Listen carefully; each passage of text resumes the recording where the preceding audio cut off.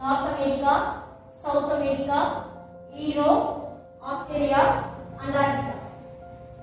Asia is the biggest continent, Australia is the smallest continent, and Antarctica calls white continent because it's covered by full and full snow.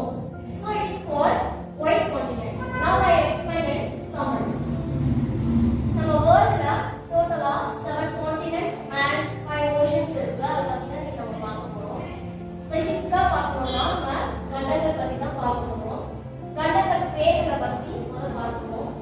Asia, Africa, வட America, தென் America, Antarctica, Europe, Australia. இந்த மாதிரி 7 கண்டங்களை பத்தி தான் பார்க்க போறோம். இந்த 7 கண்டங்களையும் பெரிய கண்டம் எது அப்படின்னு பார்த்தீங்கன்னா ஆசியா. ஆசியா தான் வந்து பெரிய கண்டம். அண்ட் சின்ன கண்டம் எதுன்னு பார்த்தீங்கன்னா ஆஸ்திரேலியா. வெள்ளை கண்டம் அப்படின்னு சொல்லிட்டு உங்களுக்கு அண்டார்டிகாவை சொல்றாங்க. ஏன் வெள்ளை கண்டம் அப்படின்னு சொல்றாங்கன்னா இது ஃபுல் பனியால கவர் பண்ணிருக்கனால தான் இதை வந்து வெள்ளை கண்டம் அப்படின்னு சொல்றாங்க. ஒவ்வொரு கான்டினென்ட்டை பத்தியும் நம்ம டெப்தா பார்க்க போறோம். First Asia. ஏசியால ஸ்பெசிஃபிக்கா சொல்லிருக்காங்க எது கிரேட்டஸ்ட் அப்படின்னா ஒன்னு மவுண்ட் எவரெஸ்ட், ரெண்டாவது கிரேட் சைனா வால். இது ரெண்டும் இங்க வந்து ஃபெமிலியரா சொல்லக்கூடிய விஷயங்கள். அண்ட் இங்க ஏசியால வந்து எந்தெந்த கண்ட்ரிஸ் இருக்கு அப்படின்னு பாத்தீங்கன்னா இந்தியா, சைனா, ஜப்பான், பாகிஸ்தான் அந்த மாதிரி கண்ட்ரிஸ் எல்லாம் இங்க இருக்கு. சோ நம்ம இந்தியன் கண்ட்ரில இருக்கறனால நம்ம கண்ட்ரி வந்து இந்தியான்றனால உங்களுக்கு சில விஷயங்கள் வந்து இந்தியாவை பத்தி சொல்லிருக்காங்க. இந்தியால தாஜ்மஹால் பத்தி சொல்லிருக்காங்க. தாஜ்மஹாலோட ஸ்பெஷல் என்னன்னா அது ஃபுல் அண்ட் ஃபுல் ஒயிட் மார்பிளால மேக் பண்ணிருக்காங்க. அண்ட் இது வந்து எங்க லொகேட் ஆயிருக்குன்னா டெல்லி, ஆக்ரால யமுனை ரிவர் கிட்ட லொகேட் ஆயிருக்கு. நம்ம டேஸ் ஏர் பொல்யூஷன் வந்து டெல்லியில அதிகமா இருக்க காரணத்தினால அந்த ஒயிட் மார்பிள்ஸ் எல்லாம் எல்லாமே சாமாட்டே வருது அப்படின்ற மாதிரி நியூஸும் வந்துட்டே இருக்கு. அண்ட் தென் இந்தியாவோட இன்னொரு ஸ்பெஷாலிட்டி என்னன்னா இந்த கண்ட்ரிஸை கம்பேர் பண்ணும்போது இந்தியால ரிலிஜியன் நிறைய ரிலிஜியன் இருக்காங்க, நிறைய கல்ச்சர்ஸ் இருக்கு, அண்ட் நிறைய லாங்குவேஜ் பேசுற மக்களும் இந்தியால தான் நிறைய இருக்காங்க. சோ இவ்வளவு டிஃபரன்ஸ்லயும் யூனிட்டியா ஒரு கண்ட்ரி இருக்குன்னா அது நம்ம இந்தியா மட்டும்தான். And then we are go to Africa.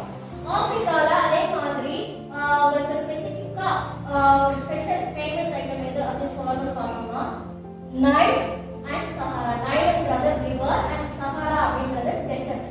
வேர்ல்ட்ல இது 2 திங்ஸ் தான் வந்து ரொம்ப லாங்கஸ்ட் அப்படின்னு சொல்லியிருக்காங்க. அண்ட் ஆப்பிரிக்கால இன்னொரு ஒரு இன்ட்ரெஸ்டிங் ஃபேக்ட் என்னன்னா ஆல் ஓவர் வேர்ல்டுல யூஸ் பண்ற கோல்ட் டைமண்ட்ல 50% வந்து எங்க இருந்து எடுத்துருக்காங்க அப்படின்னு பார்த்தீங்கன்னா ஆப்பிரிக்கால இருந்து தான் உங்களுக்கு செக் அவுட் பண்ணியிருக்காங்க.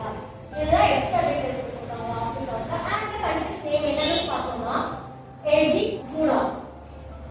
And now we are see about North America. North America ஸ்பெசிஃபிக்கா என்ன சொல்லிருக்காங்க அப்படின்னு பார்த்தீங்கன்னா சுப்பீரியர் லேக் அப்படின்னு சொல்லிருக்காங்க. இது fresh water lakh.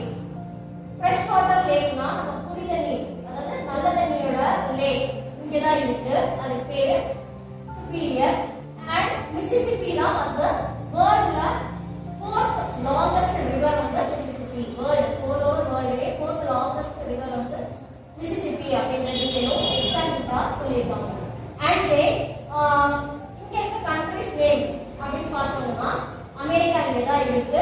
And Mexico, லைக்கன் cities in north America. North America போலா நார்த்தன் ஹெமிஸ்பியர்ல வந்துடும்.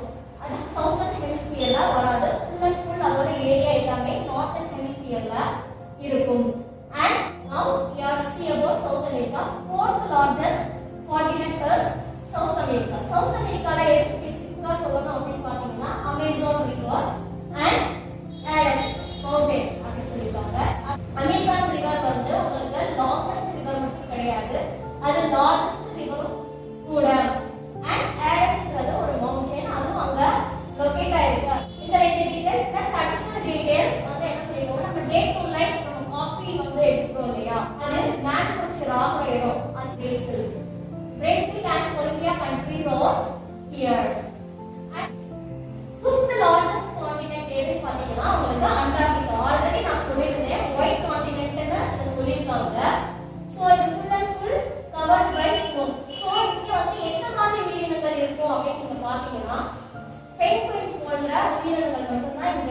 சர்வை பண்ண முடியும். அண்ட் இங்க வந்து வருஷத்துல 6 மாசம் வந்து சன்லைட்டே வராது அப்படின்னு சொல்றாங்க. 6 மாசம் மட்டும்தான் சன்லைட் வரும் அப்படின்ற மாதிரி டீடைல்ஸும் சொல்லியிருக்காங்க. 6 மாசம் ஃபுல் டார்க்கா தான் இருக்கும். And we are going to 6th largest continent, Europe. Europe வந்து எது ஸ்பெஷலா இருக்குன்னா இந்த ஆல் ஓவர் கான்டினென்ட்ல இருக்கிறது சின்ன கண்ட்ரி எங்க இருக்குதா யூரோப்ல இருக்கு. யூரோப்ல அந்த கண்ட்ரி நேம் என்னன்னா வெர்டிகன் சிட்டி. அண்ட் இங்க லொகேட் ஆயிருக்க அந்த பிளேசஸ் எல்லாம் என்னன்னு கேட்டீங்கன்னா லண்டன், ஜெர்மனி எல்லாமே யூரோப்ல தான் உங்களுக்கு லொகேட் ஆயிருக்கு.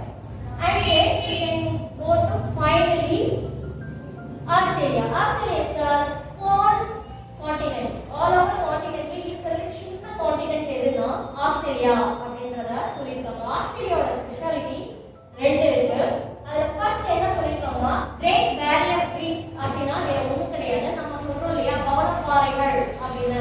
அது ஆஸ்திரேலியால 2500க்கும் மேற்பட்ட பவளப்பாறைகள் அங்க இருக்கு அப்படின்ற மாதிரி சொல்றாங்க. இத ஸ்பேஸ் மூலியமா கூட நம்ம பார்க்க முடியும் அப்படின்ற மாதிரி சொல்லிருக்காங்க. செகண்ட் திங் என்னன்னா கங்காரு.